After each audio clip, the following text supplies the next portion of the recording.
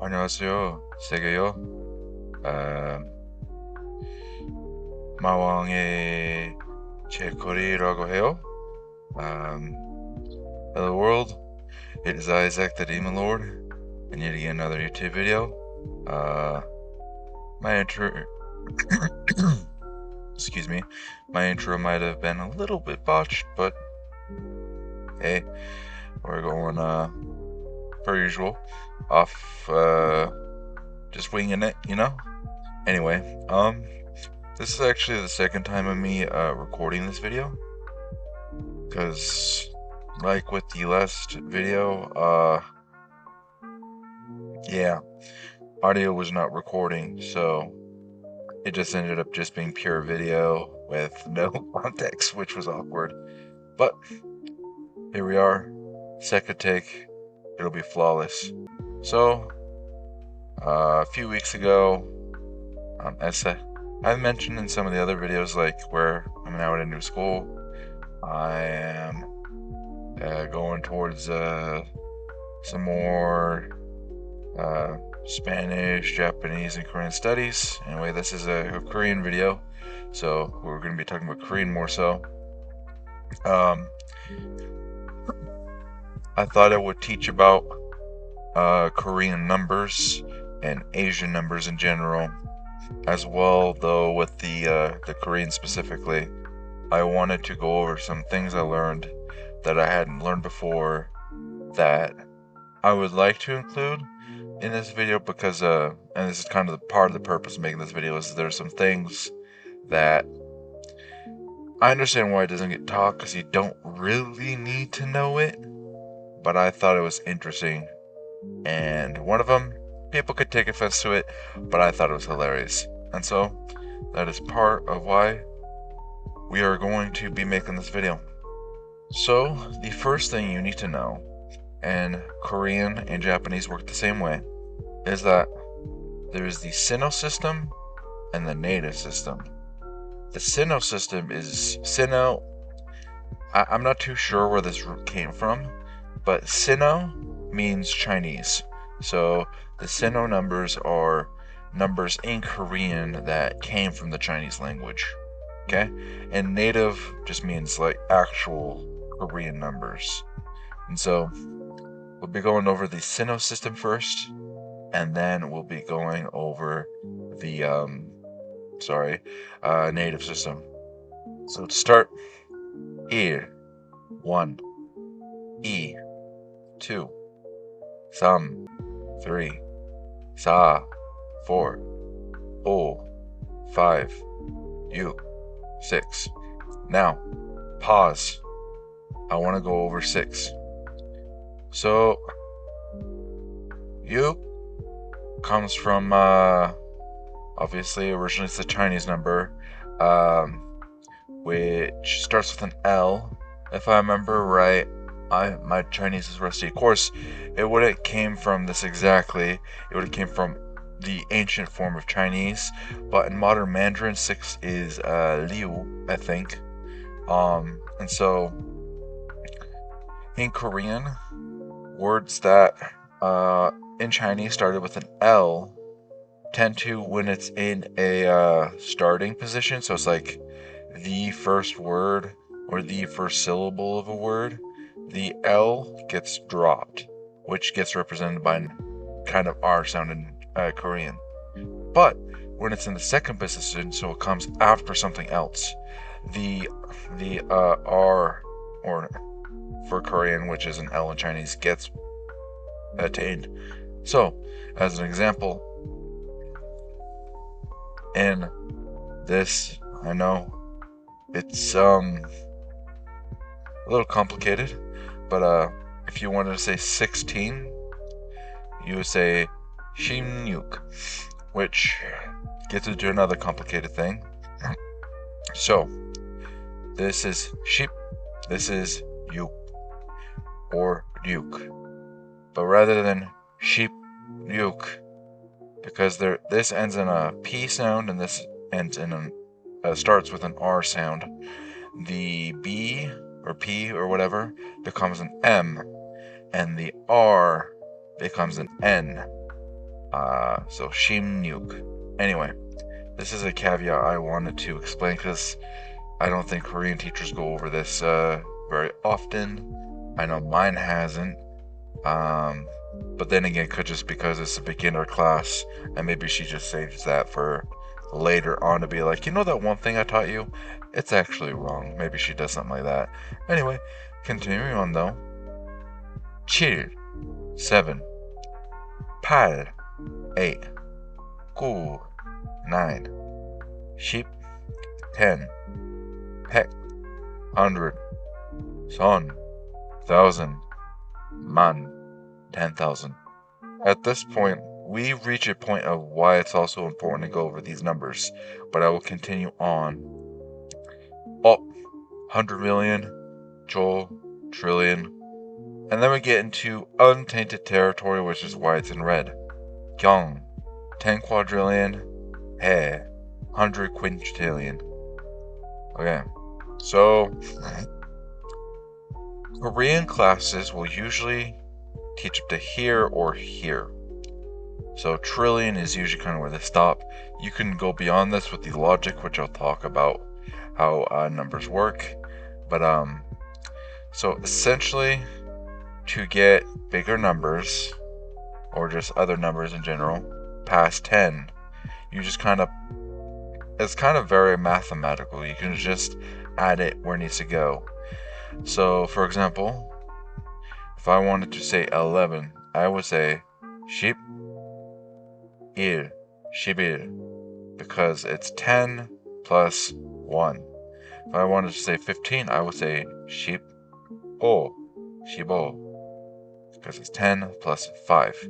Likewise, if I wanted to say 20, I would say 20, because there are 2 10s.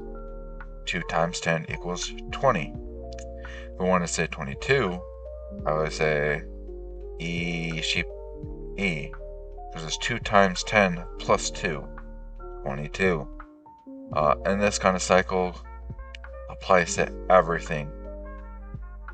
To understand the bigger bits, we're going to go down here first. So, in the Sino system, we have what is called the rule of 4 zeros.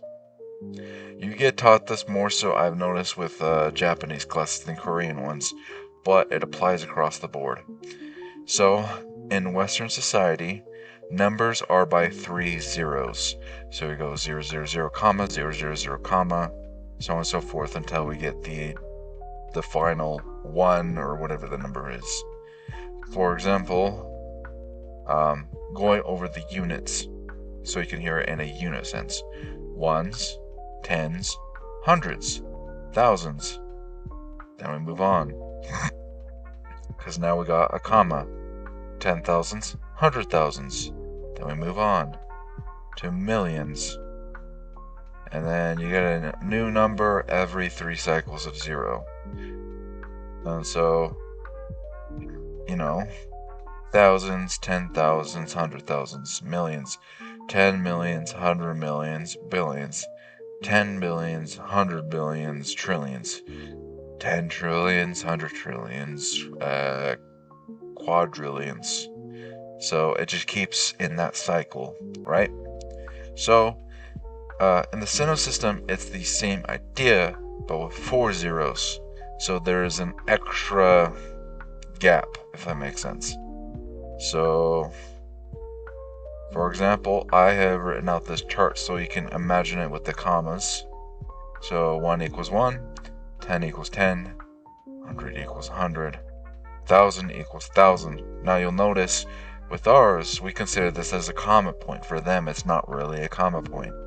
And then 10,000, also no comma yet. But then 100,000, they consider as 10 10,000s. Okay? A million, 100 10,000s. 10 million, 1,000 10,000s. 100 million gets considered as 100 million. And the cycle will continue. So as a very, very, very, very, very, very, very large example, I've gone through the effort of writing out and highlighting this sort of change, so you can see kanji-wise what's going on, then how the Koreans will pronounce it, and then with sort of English numbering where those bricks are. So if you want to go into the nitty-gritty, you can kind of see what's going down. But yeah, I will just for the sake of this video, I will read this out first in Japanese, then this Korean, and then go over the English. One thing I did want to mention though that I forgot to mention with these big numbers I found, I found them first in Japanese, but when I looked them up in Korean, this one I could find definitively. This one I'm guessing is Gung. It might not be, but there's not a lot of resources for learning really big numbers in Korean. But I'm pretty sure that's what it would be, just because, I mean, it is the direct, how do I say this? Like sino opposite between what the Japanese pronounce it as, so it makes sense.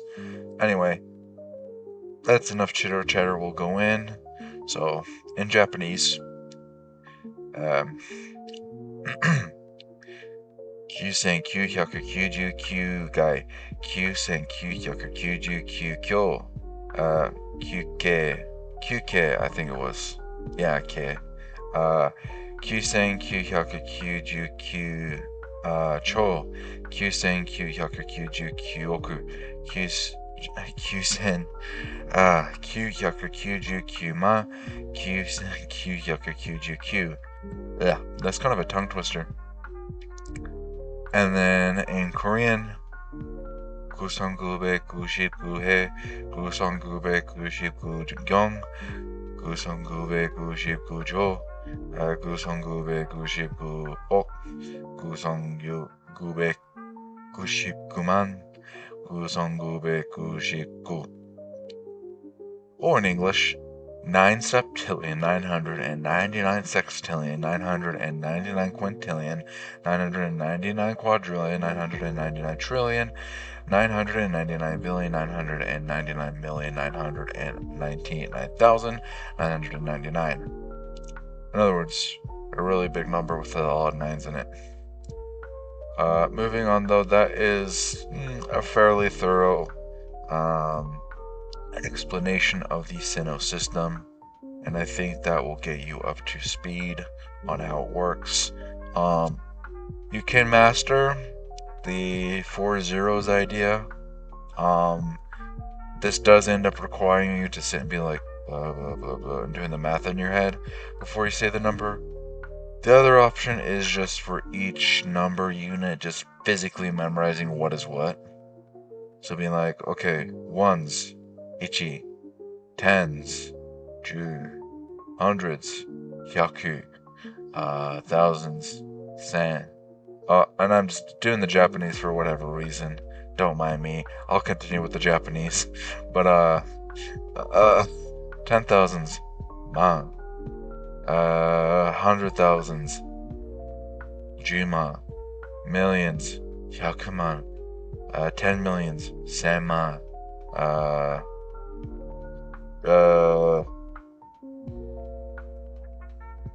billions,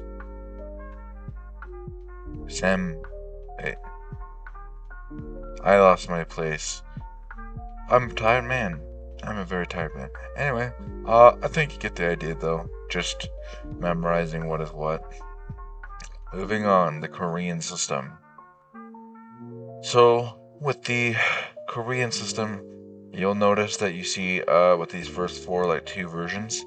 Essentially, though you can use this with counters, the first one is like the more correct full version, and then the second one is kind of a redaction, a simplification that happens when placing it before a counter. For example, if we want to say one thing, two things, three things, four things, well, you could probably technically say hanage, turge, sekke, nekke. Koreans would more likely say hange, turge, sege, nege. Anyway, but yeah, so one is either hana or han, two is tul or tu, three is set or se, four is net or ne, five is dasot, six is yasot, seven is ilgot, eight is yodol, nine is aho, and then 10 is yor. And then what makes this trickier though than the sino system is that, like English, 20, 30, 40, 50, 60, 70, 80, 90 all have their own name. So yeah, let's go over that. So 20 is sumul, which is, yeah, most, I will say even with Koreans, these bigger numbers after 20 easily get forgotten. Like, there's two that get memorized, and it's the same two that I have very memorized. But, continuing on though, Soren is 30, Mahin is 40, Shin is 50. This is the other one just because it's simple and like it's just odd compared to the others, so it's easy to memorize. And then Yesun is 60, Eden is 70, Jordan is 80, and Ahin is 90. Now, it needs to be mentioned with the Korean system, you can only count up to 99. So if you need to go beyond that, you have to switch to the Sino system, which is where you luck out. But until then, you have to use this technically. Now, so this is the unique bits that I learned in yeah, I wanted to share them. So these are unique ways you can express ages. While for 25 you could say 25 or for 50 you could say 50,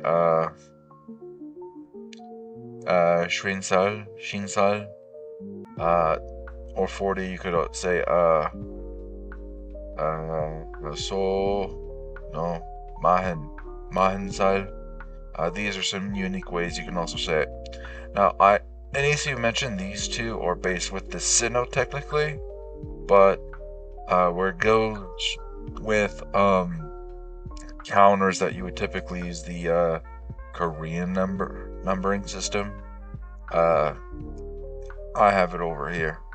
Anyway, so another way to say 25 is panoship. So panoshipsal, to say 25 years old. But with this, and it makes sense. What it literally says is half 50. So half 50 age, which is what you are, is you're halfway there to being 50 when you're 25. Which now that I think of it, my birthday's coming up and that's what I'll be.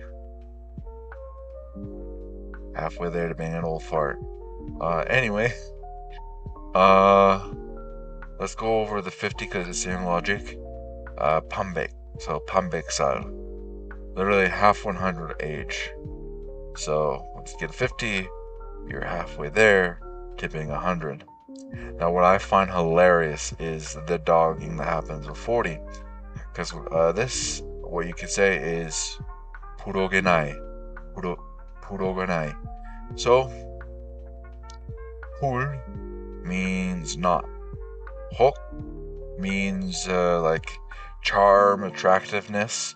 E makes it like of or apostrophe s, and nai means age. So literally the age of unattractiveness, or the ugly age. So you could go around saying, 저는 부록의 나이예요. I am the age of unattractiveness. I find this really, really funny because this is very, very blunt. So blunt that this would not pass in our Western society at all. I think current Korean society, it's probably falling out of usage too, but nonetheless, it is pretty hilarious. Just where we are in a day and age where beauty is everything, and so having sort of this this offhand slang slash other way of saying an age that is just so brutally honest and demeaning is just hilarious. At least to me it is. But then again, I'm one of the rare few that I have a good humor and can just take a joke and roll with the punches, which is a rare thing nowadays. But moving on, I also learned that there are special ways to express birthday parties for when people hit high number marks. So let's go. We have Chirsun Janchi, which would be 70 years old party. So party for reaching 70. Likewise, and these all also use the sino for the beginning part. So again, where it is talking about age, and age is used mainly with the Korean numbering. I have it over here. But continue on. Parsun Janchi, 80-year-old party. Gusun Janchi, 90-year-old party. And then Peksun Janchi, 100-year-old party. So, if you get up here, just saying, you've reached some old ages, and that's why they're here. So if you reach these ages, I guess Koreans party up and they're like, "You're an old fart. Congrats on being this old." But yeah, that's all I got. I hope my explanations of the numbers made some sort of sense. I know that numbers can be very confusing. There's a reason why numbers are often considered the hardest part of learning a foreign language. So I hope this was at least a little helpful for you, make your journey into learning these numbers a little easier. But yeah, without further ado though, we'll cut it here. I hope you enjoyed the video. If you did, give it a like. Please subscribe. Share with friends and family that might be interested in my sort of content. And yeah, we'll see you in the next video, and until then, dammit ba.